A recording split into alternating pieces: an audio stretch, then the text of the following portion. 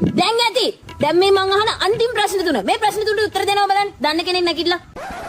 හරි. පළවෙනි ප්‍රශ්නේ. මේ ලෝකෙ මැව්වේ කවුද? දෙයියෝ. බොහොම හොඳයි. දෙමින්ද පුතා බොහොම හොඳයි. දෙන්නම් පුතා. හරි. දෙවෙනි ප්‍රශ්නේ. අයිසැක් නිව්ටන්ගේ ඔළුවට ඇපල් ගෙඩිය වැටුනහම ඔහු කිව්වේ මොකක්ද? පුතා අම්මා. දෙමින්ද පුතා මේ හොඳයි කිව්වාම ඕනට වඩා දඟලන්න හදන්න එපා.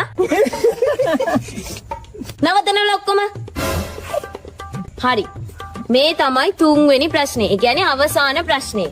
ඕගොල්ලන්ගෙන් අහන මේ ප්‍රශ්නේ කොමඩි ප්‍රශ්නයක්. හරිද? ඔන්න අම්මෙකුයි තාත්තෙකුයි ඉන්නවා. ඒ අම්මටයි තාත්තටයි ළමයි 29ක් ඉන්නවා. දැන් 30 වෙනි ළමයා හම්බෙන්නේ ඉස්පිරිතාලේ ඉන්නේ. එතකොට ඒ අම්මා ඒ තාත්තට පොඩි රහසක් ඉන්නවා. මොකක්ද ඒ රහස? මට සමාව වෙයම් මචං. හරි. දන්න කෙනෙක් ඉන්නවනම් අත උස්සලා කියන්න ඕනේ. තෝකෙන් ආයි මට ඇන්නොත් ඔගේ ඔක කඩලා මං කපලා විසික් කරලා දාන්න. පාරෙන් ඉවතට යයි දෝ මම නම් අහකට විසිරෙයි දෝ දැන් හදවත පුපුරයි තරහින් සෙනෙහස පතු ඇගෙන් උණුහුම නොලැබෙයි දෝ